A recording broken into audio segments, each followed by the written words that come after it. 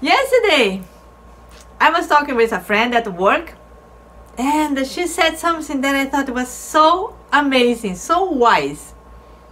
She's very young yet. She's on her early 30s, and that was spectacular. She said that whenever she have some potentially big problem forming and presented to her, she tried to remind herself to put on the mindset of 2 years from that date. And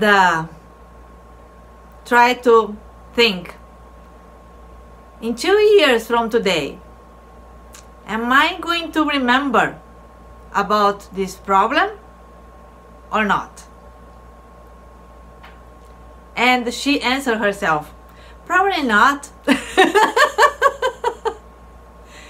that amazing?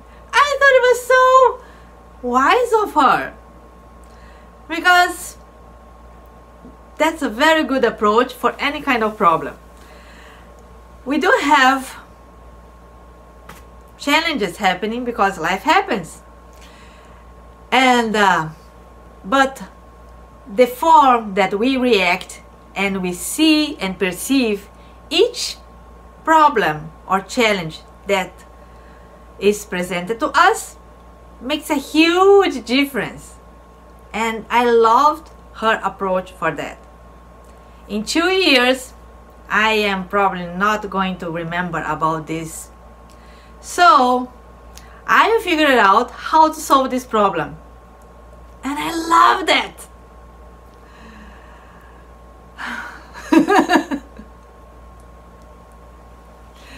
Few videos ago, I said about if you have a problem, just go to sleep, and then next morning you will have that problem solved. I've read many narrations of people who declared that that really happened to them. And why is that? I think that the scientific approach for that would be they deal with that problem, try to figure out a solution for it for a few days. It was not something like, oh, the problem occurred today, I'm going to sleep, and then tomorrow is going to be solved. Well, it might be, but most of the cases you have to give it a thought. You have to work on that problem for different angles, and make sure that you have thought about it. And then when you strain all your possibilities and still you cannot see a solution for that, then you let it go and just go to sleep and let God, and He will work with your subconscious in your mind, and most likely next morning you will have a aha moment and you will have the solution for that. This let it go thing is do you know how to swim, or do you know how to float at least on the surface of the water? If you do, you know how to let it go, because in order to just learn how to float on the surface of the water, being that a pool, a river, or the sea, you have really to learn how to relax and to trust that you are not going to be drowned. I think it was my dad that taught me first how to float. He held me under the water and put me laying on the surface of the water, and then I knew that his hand was there and I would not be drowned. But nevertheless, on the first few times I was anxious, and because of that water coming into my ears, and I couldn't let it go. But then after a few times repeating the same thing, and him assuring me that it was okay, that he would not let me drown, I finally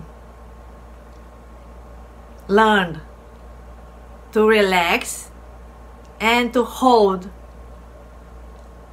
on the surface of the water. And that is the most, it's such an accomplishment that you feel like, ah, I did it. Whoever knows how to do that knows what I'm talking about. And if you don't, if you are afraid of the water, even so, just give it a try.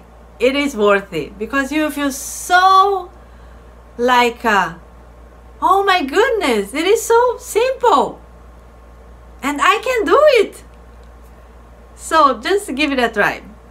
And with that in mind, just when a problem comes to you, just think about 2 years from today, how you will feel about that problem. You will probably not going to remember about it.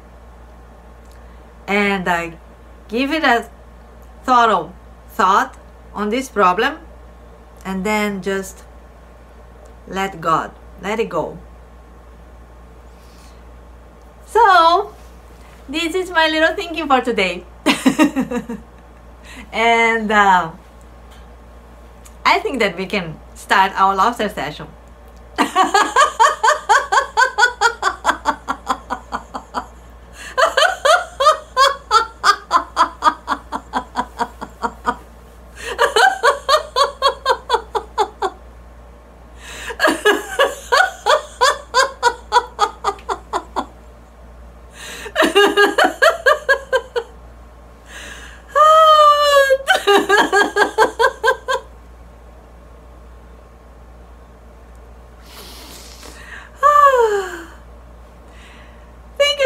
For being here until the end.